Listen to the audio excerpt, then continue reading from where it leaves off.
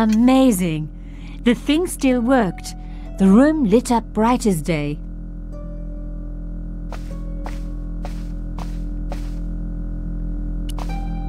That wasn't going to help. A door like that always has something important behind it. I had to find a way to unlock it.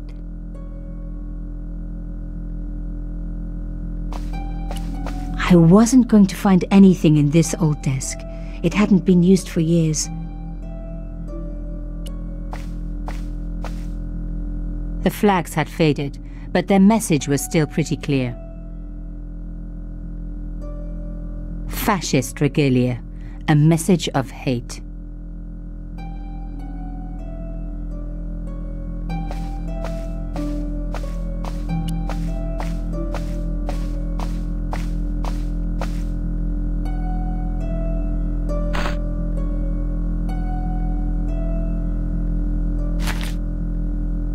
Inside the drawer, I found a note written in some kind of code.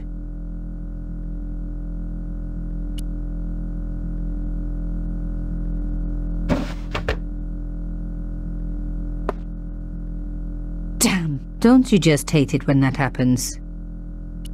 The drawer had come out easily enough, but wouldn't fit back into place.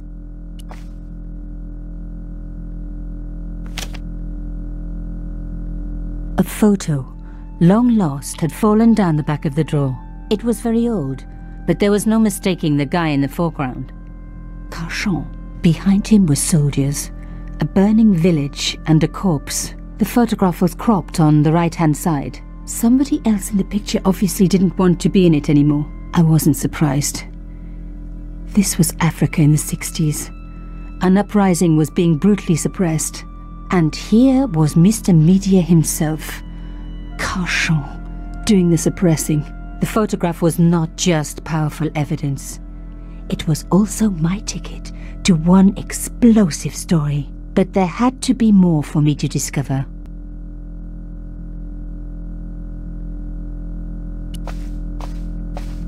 It was pretty clear from the lack of dust that someone had been working very recently at this desk. The dregs at the bottom of the mug hadn't dried out or gone mouldy. It wasn't more than a day old. Oh my God! The sheet was a printout with my personal information. Everything from my favorite food to my waist size. They were right about chocolate. But come on guys, I'm a size 10. There was even a picture of me, taken with a telephoto lens. Carchon wouldn't have taken these pictures himself. This was big. And organized. I was part of it. And people were getting murdered. This was the article I'd written about the costume killer. My suspicions were right. Carchon had cut it out. 2 businessmen had been killed. One in Italy, one in Japan. In each case the killer had worn a costume. A penguin and then a snowman. But that wasn't the only link between the 2 murders. Both the victims had been big media do-gooders, and I proved they were just the opposite. So, how did they fit in with Carchon?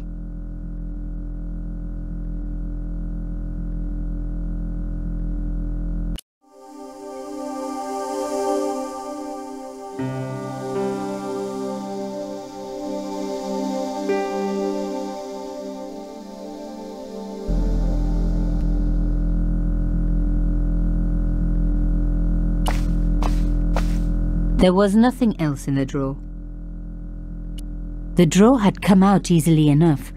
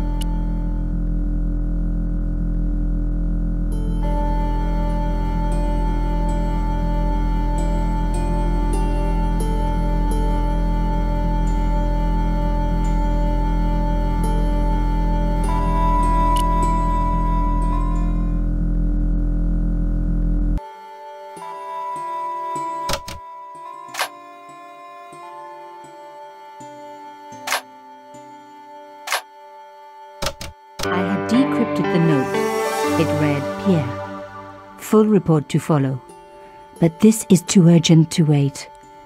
Arno and Yamada both dead. This is not a coincidence. Indeed, it seems that all of us who came together in July are in danger. Take great care. X. I wasn't the only one to make the connection between the costume killer murders. I'd been right all along. That was why he had asked to meet me. But what did I know that he didn't? I had enough for a story. An amazing story that was going to make my reputation and blow Carchon's to pieces. I needed to get home fast and start typing.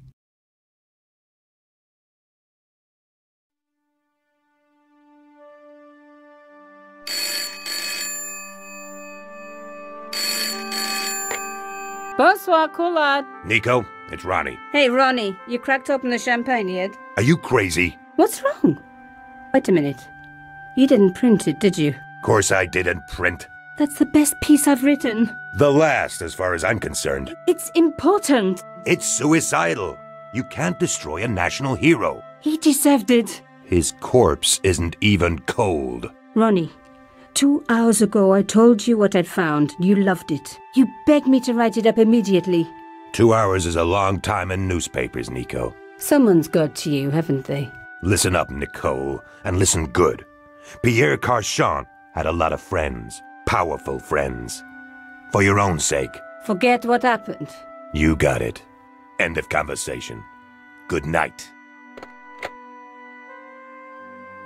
This should have been my big break, but I knew there was nowhere else to sell this story. If Ronnie wouldn't print it, nobody would.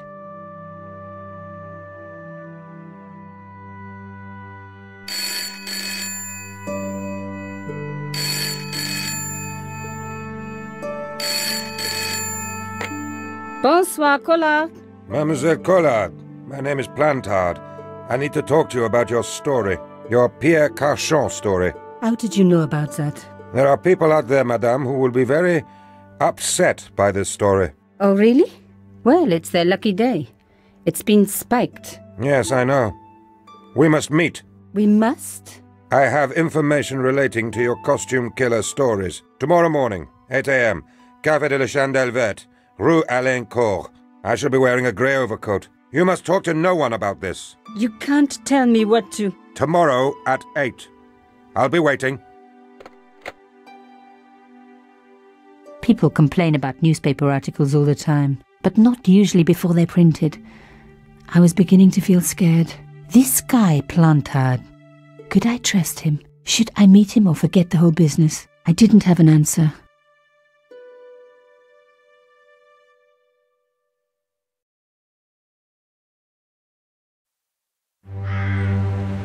I'd only been in Paris for a week, but already I'd fallen in love with the city. My latest discovery was a little cafe, La Chandelle Verte. I was pretty sure the waitress was taking a shine to me. That old Stobart charm, I guess. Little did I know my reverie was about to be so rudely interrupted.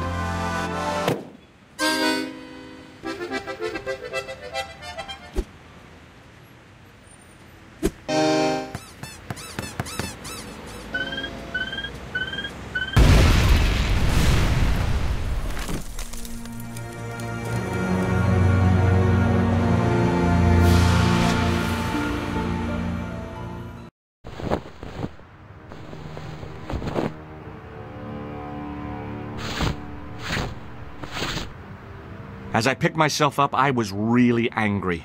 1 minute I'm on vacation, the next minute some clown's blown me up. I knew right away what I was going to do. I was going to find that clown and bring him to justice. Because justice matters. Justice is up there with liberty, and equality, and, fraternity. After all, that's why I'd studied law, wasn't it? Well, that and the money, of course.